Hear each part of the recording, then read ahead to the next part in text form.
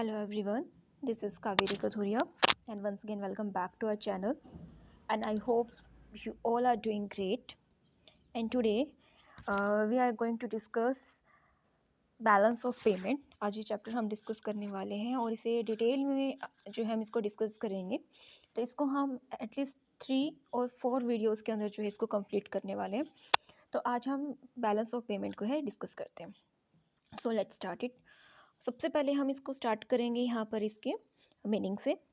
अगर balance of payment का अगर हम मीनिंग देखते हैं, बैलेंस ऑफ पेमेंट होता क्या है एक्चुअली, तो यहाँ पर आपको सबसे पहले क्या ध्यान रखना है कि आपको इसका मीनिंग बहुत अच्छे से अंडरस्टैंड करना है।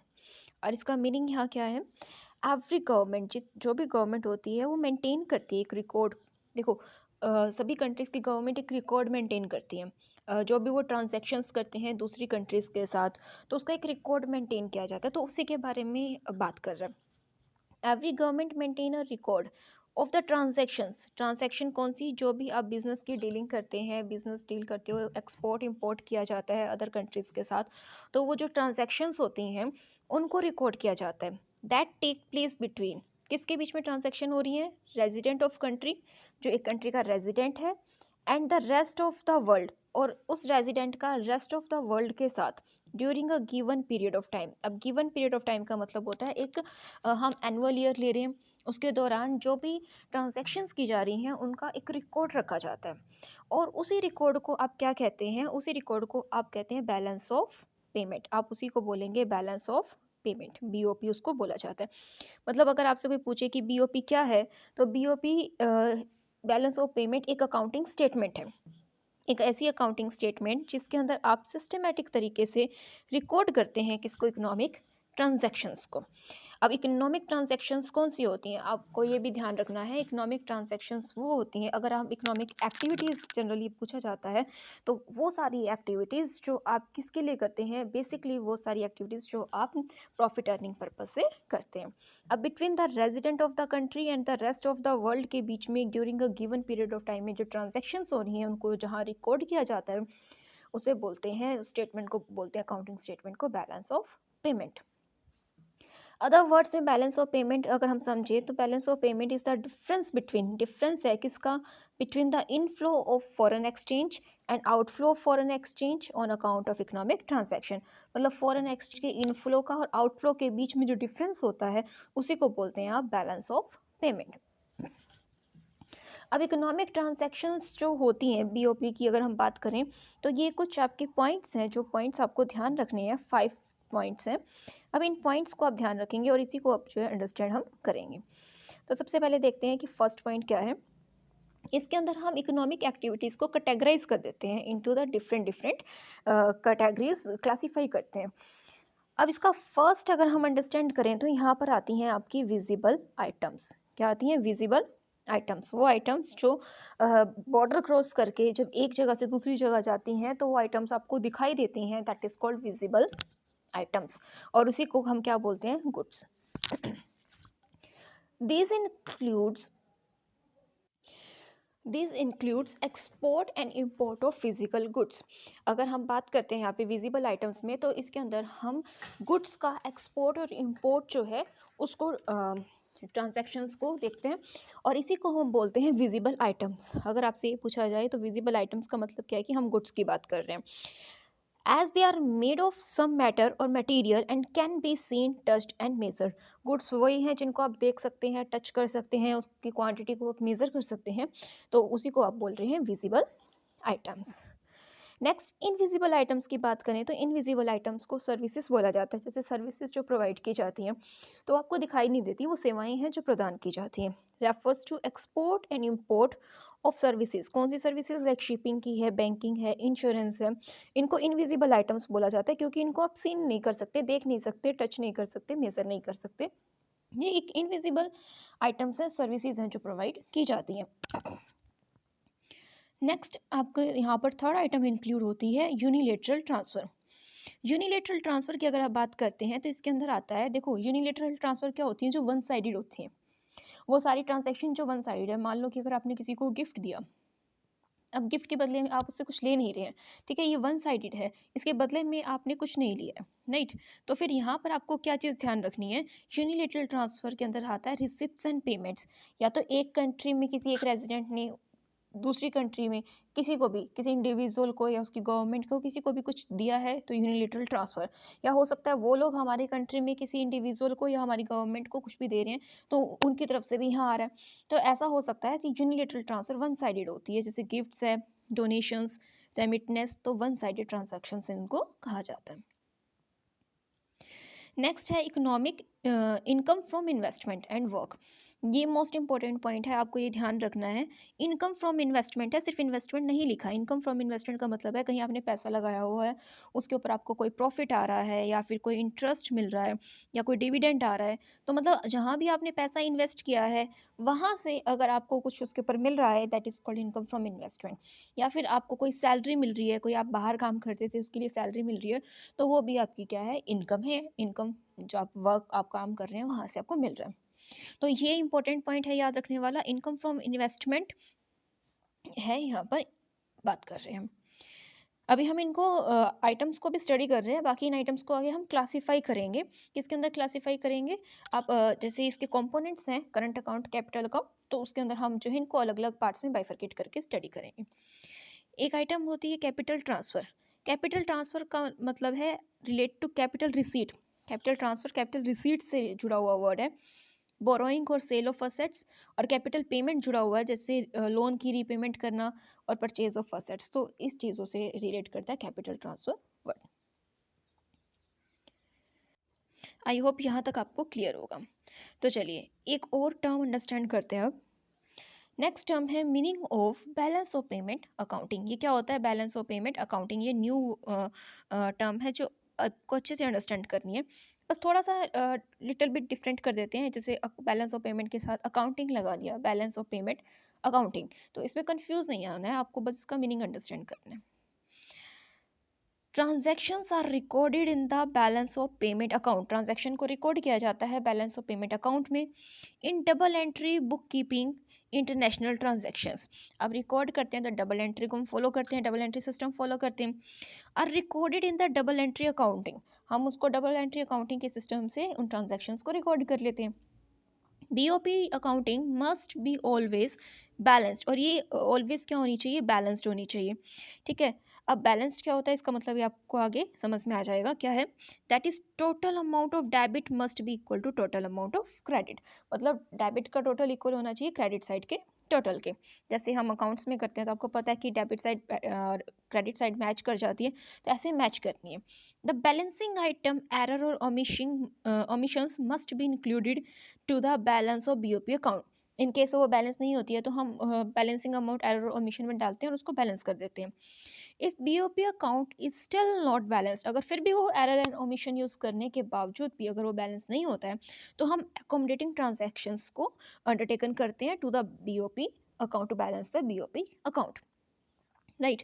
अब ध्यान से समझना, आप यहाँ समझिए क्या मतलब कि एक तो आपको बोलता है कि आपने डबल एंट्री सिस्टम यूज़ करना है। डबल एंट्री सिस्टम जब यूज़ करोगे तो डेबिट साइड इक्वल हो जाएगी क्रेडिट साइड के।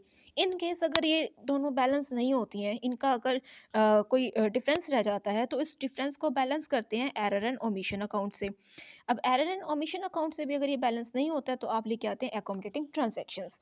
अब ये एरर एंड ओमिशन अकाउंट क्या होता है, अकोमोडेटिंग ट्रांजैक्शंस क्या होती हैं, ये सारे मीनिंग्स जो है आप आगे समझने वाले हो, राइट। तो अभी आपको ये समझना है कि बैलेंस नहीं हो तो आप error and omission account open करते हैं, उसके बाद तो बैलेंस नहीं हो तो अकोमोडेटिंग ट्रांजैक्शंस को आप यूज़ करते हैं to balance the BOP account.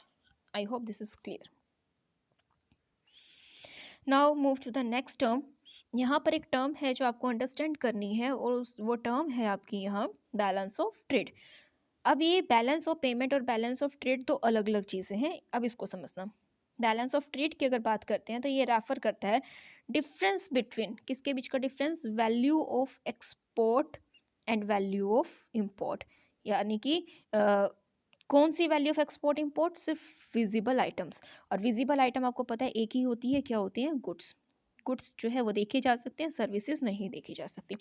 तो मतलब ये कह रहे हैं कि जो ये डिफरेंस है ये किसका डिफरेंस है, export of goods minus import of goods, इन दोनों के बीच का डिफरेंस है, बात तो यही होगी। अब ये लिख दे export of goods import of goods की वैल्यू का डिफरेंस, या फिर ये लिखा जाए कि value of export and import of visible items. तो विजिबल आइटम्स लिखते ही समझ जाओगे कि हम गुड्स की बात कर रहे हैं।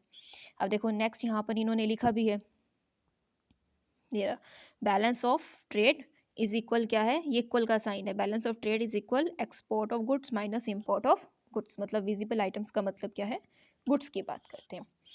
अब export are entered on the credit side, ये चीज़ें जो हैं आप ये 5 पॉइंट बहुत ध्यान से देखना, क्योंकि यहाँ पर ये जो 5 पॉइंट्स लिखे गए हैं यही एग्जाम में पूछे जाते हैं एमसीक्यू में। स्टूडेंट कंफ्यूज रहता है कि जो हमारे पास अमाउंट आ रही है या वो जा रही है वो कहाँ रिकॉर्ड होगी, क्रेडिट साइड में या डेबिट साइड में, तो ये कंफ्यूजिंग सा रहता है, ये ध्यान से देखना। First point, export are entered, जो भी एक्सपोर्ट कर रहे हैं उसको रिकॉर्ड किया जाता है entered as credit item in the BOP. आपको पता है बीओपी बना रहे हो तो एक डेबिट साइड है, क्रेडिट साइड है। जब आप एक्सपोर्ट कर रहे हो, देखो आपको पता है कि आप एक्सपोर्ट करोगे तो सामान क्या होगा, गुड्स क्या होंगे, गुड्स सेल हो जाएंगे, कंट्री से बाहर जाएंगे। जैसे ही कंट्री से बाहर जाएंगे तो हमें क्या मिलेगा, हमें तो पैसा मिलेगा ना, हमारे पास तो फॉरेन एक्सचेंज आएगा, तो हमारे लिए इनफ्लो हो जाएगा फॉरेन एक्सचेंज का। और जब भी हमारे पास पैसा आएगा तो वो होगा प्लस, और वो प्लस होगा तो हम रिकॉर्ड करेंगे क्रेडिट साइड में। तो यहीं पर ही आपको समझाना चाहता है कि एक्सपोर्ट्स जब भी आप करते हैं तो उसको आप एंटर करेंगे क्रेडिट साइड में, मतलब वो पॉजिटिव आइटम है। कहाँ रिकॉर्ड करोगे, in the balance of payment account में, as it corresponds to the inflow of exchange, क्योंकि वो पैसे आने की बात कर रहा है, इनफ्लो ऑफ एक्सचेंज है। सिमिलरली नेक्स्ट पॉइंट देखते हैं। नेक्स्ट पॉइंट में आता है इम्पोर्ट्स। इम्पोर्ट्स आर एंटर्ड, जब भी आप कुछ सामान इंपोर्ट करोगे, ऑब्वियस है कि आपको पैसा देना पड़ेगा, यहाँ से फॉरेन एक्सचेंज का आउटफ्लो हो जाएगा, फॉरेन करेंसीज पे करनी पड़ती है। तो जैसे ही आप इंपोर्ट करेंगे तो आप उसको एंटर करेंगे एज अ डेबिट, मतलब वो नेगेटिव अमाउंट है, हमारा खर्चा कर रही है वो। कहाँ रिकॉर्ड करोगे, बैलेंस ऑफ पेमेंट अकाउंट में। और ये होगा क्या, outflow of foreign exchange, foreign exchange का क्या हो रहा है, आउटफ्लो हो रहा है, इट्स मीन इंपोर्ट करने से पैसा बाहर जा रहा है।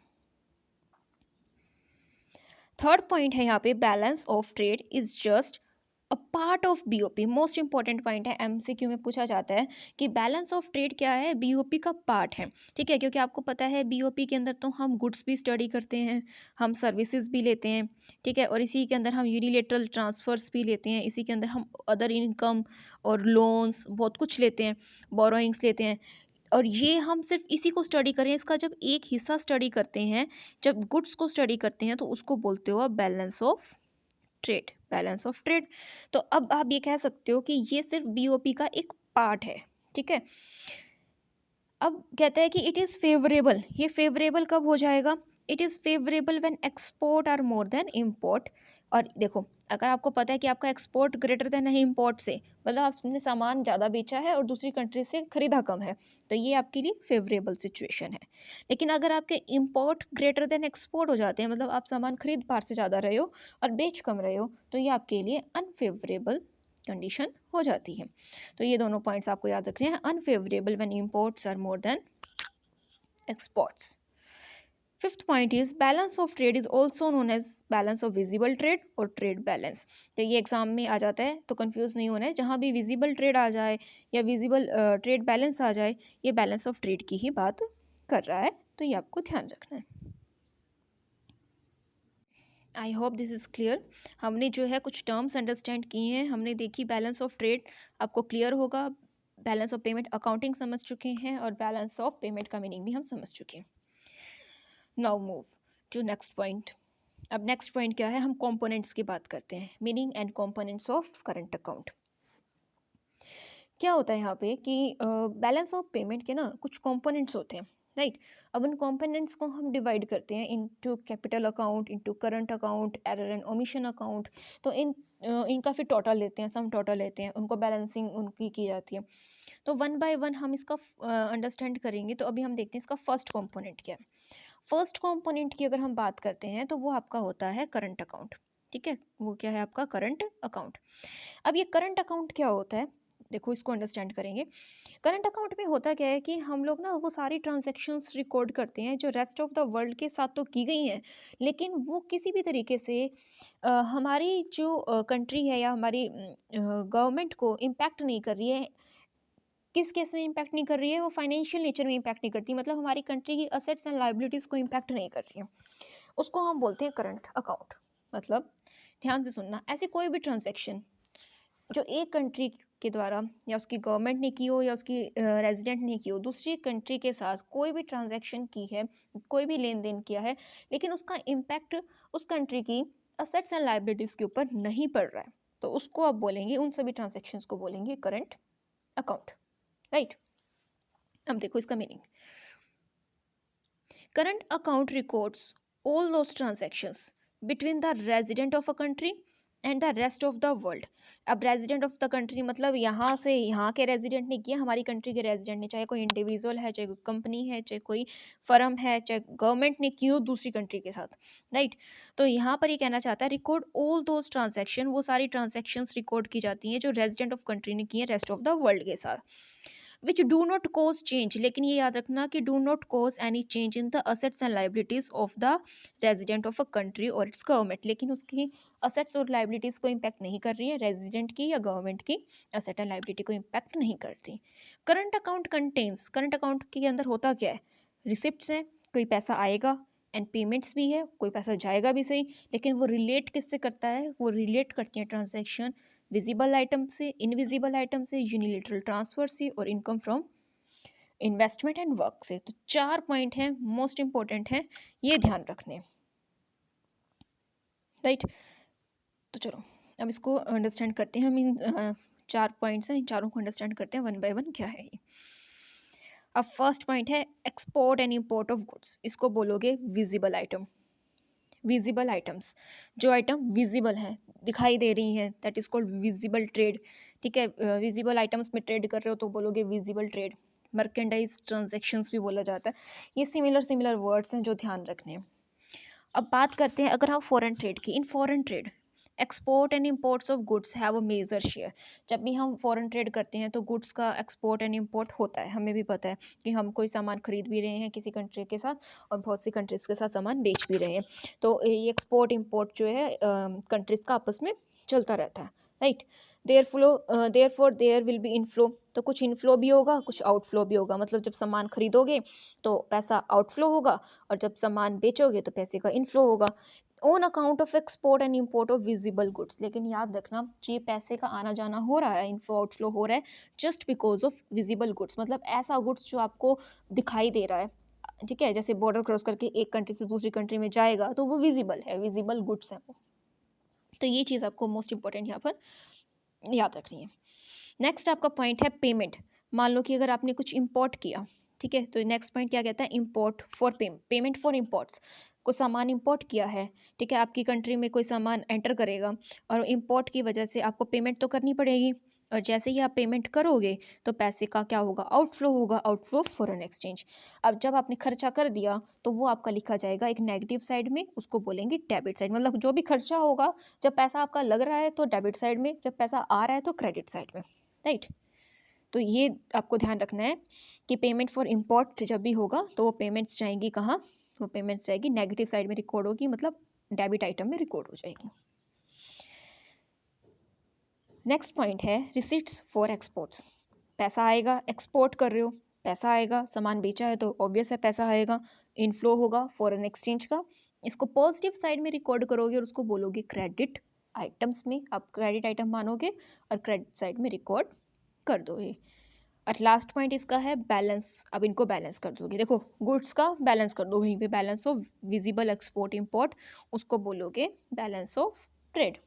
तो 4 पॉइंट्स हो गए इसके, याद रखने हैं। सबसे पहले आपने इसका मीनिंग अंडरस्टैंड किया कि एक्सपोर्ट इंपोर्ट का डिफरेंस लेते हो, पेमेंट होगी, कुछ रिसीट होगा, फिर उसका हम बैलेंस करते हैं, राइट। तो ये हमारी करंट अकाउंट का फर्स्ट कॉम्पोनेंट है। करंट अकाउंट के आपने 4 कंपोनेंट्स देखे हैं, ये हमारा फर्स्ट कंपोनेंट है एक्सपोर्ट इंपोर्ट ऑफ गुड्स, जो विजिबल आइटम्स होती हैं उसको हमने यहाँ पर अंडरस्टैंड किया। आई hope this is clear. Next point है हमारा एक्सपोर्ट इंपोर्ट ऑफ सर्विसेज। जैसे हमने अभी गुड्स को अंडरस्टैंड किया था ऐसे ही सर्विसेज को अंडरस्टैंड करेंगे।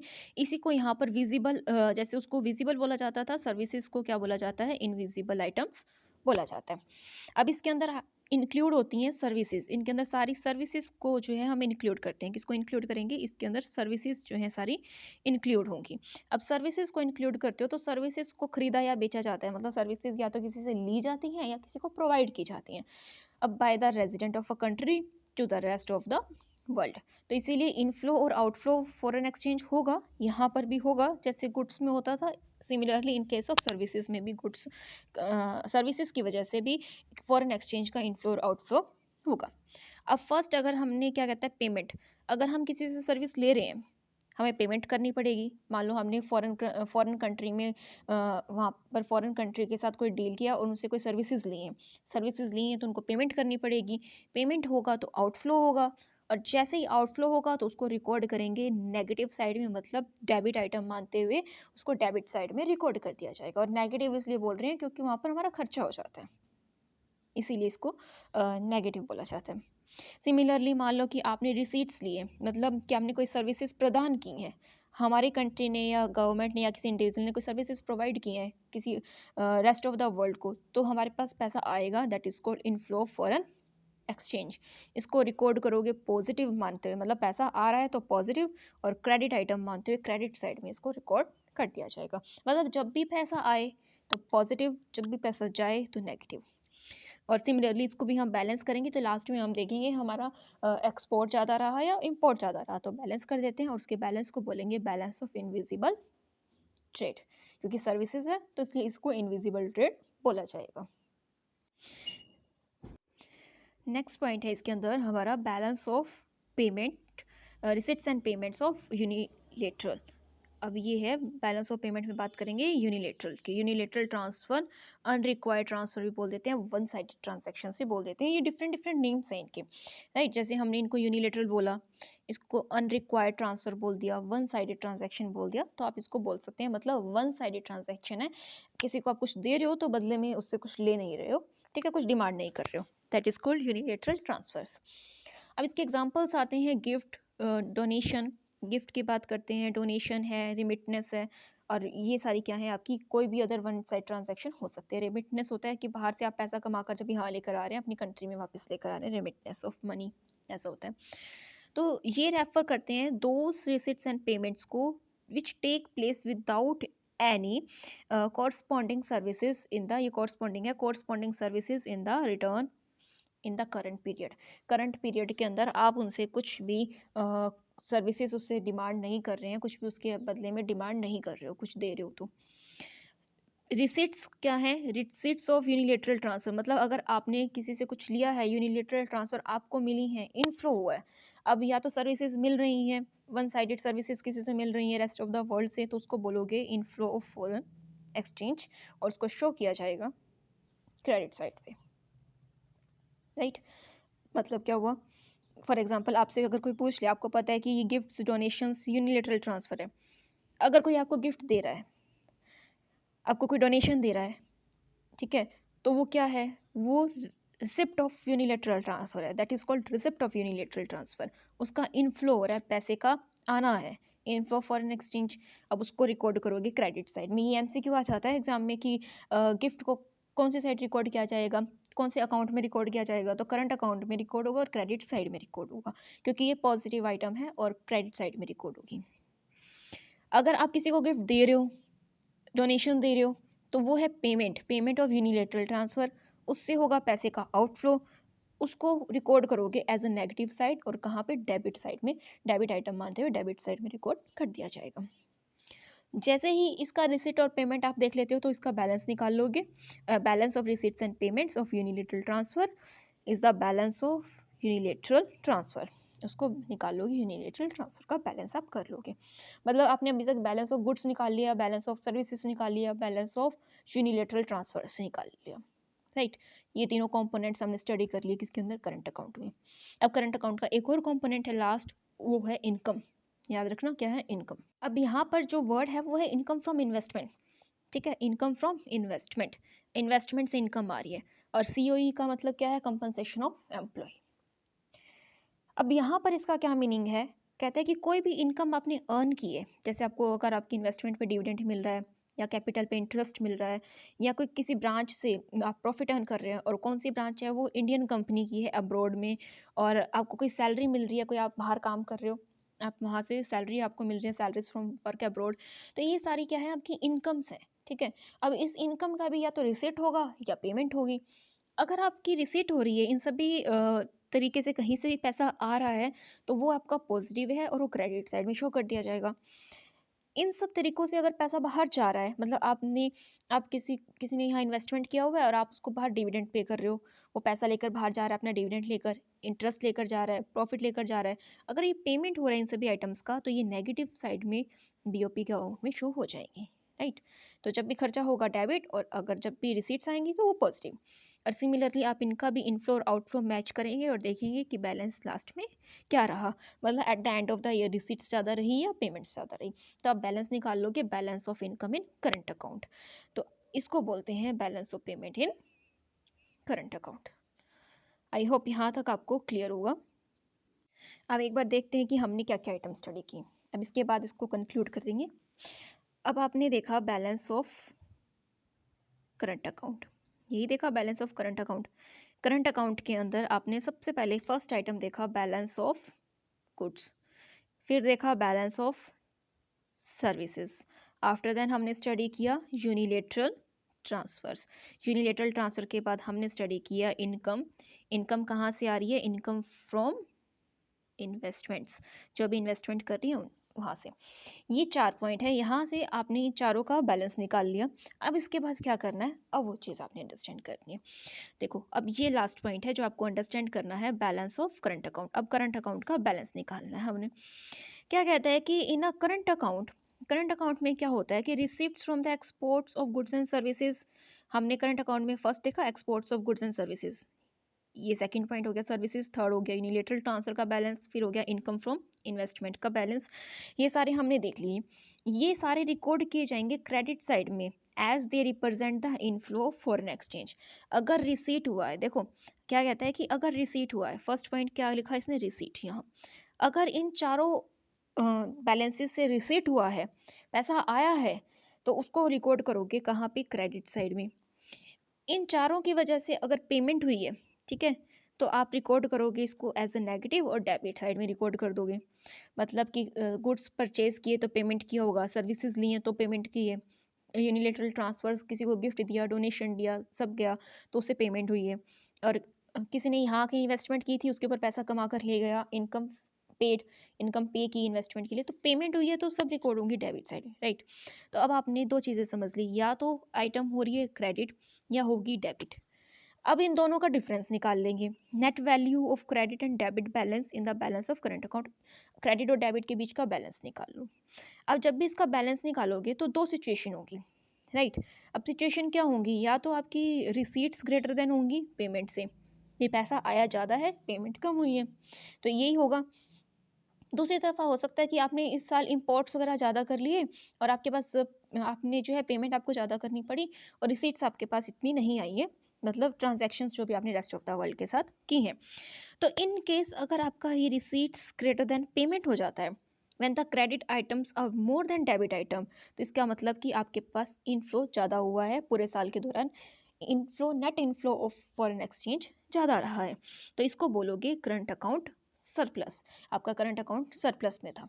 राइट, ध्यान रखना करंट अकाउंट सरप्लस का मतलब ये है कि जब भी आपकी क्रेडिट आइटम्स ग्रेटर देन होगी डेबिट आइटम से, क्रेडिट साइड का वैल्यू ग्रेटर रहेगा डेबिट साइड की वैल्यू से, उसको बोलोगे net inflow of foreign exchange आपका रहा है, और उसी को बोलेंगे कि आपका करंट अकाउंट कैसा रहा है, सरप्लस में रहा है। राइट, इसी के बाद नेक्स्ट पॉइंट की अगर हम बात करते हैं कि अगर आपके पूरे साल के दौरान फॉरेन एक्सचेंज का पेमेंट रहा ज़्यादा और रिसीट्स रही कम, तो ये आपका क्या है कि आपका डेबिट साइड मतलब ज़्यादा था किससे, क्रेडिट साइड से, मतलब negative amounts greater than positive amount, और इसका मतलब ये है कि पैसे का आउटफ्लो, मनी का आउटफ्लो ज़्यादा हुआ है, फॉरेन एक्सचेंज का आउटफ्लो ज़्यादा हुआ है, तो आपका करंट अकाउंट क्या रहेगा, डेफिसिट में रहेगा। तो आपको यही याद रखना है, जब करंट अकाउंट को बैलेंस करोगे तो दो ही सिचुएशन होगी, या तो वो डेफिसिट में होगा, या सरप्लस में होगा, या डेफिसिट में होगा। राइट, वैसे इक्वल भी हो सकता है, मतलब आप ये कहो कि debit side equal credit side, ऐसा भी हो सकता है, बट जनरली नहीं होता है, तो हम तो क्या होगा, तो कम होगा या ज़्यादा होगा, तो ये आपको पॉइंट जो है याद रखनी है। आई होप ये जो करंट अकाउंट और ये आपको जो हमने आज जितना भी टॉपिक स्टडी किया है ये आपको क्लियर होगा। तो आज इस वीडियो में इतना ही करेंगे। नेक्स्ट लेक्चर में हम लोग डिस्कस करेंगे कैपिटल अकाउंट को, और उसके बाद एक और लेक्चर जो है उसमें डिस्कस करेंगे हम इसके कुछ इंपॉर्टेंट टर्म्स को, और उसके साथ इस चैप्टर को कंप्लीट करेंगे। So meet you in the next lecture. Thank you very much.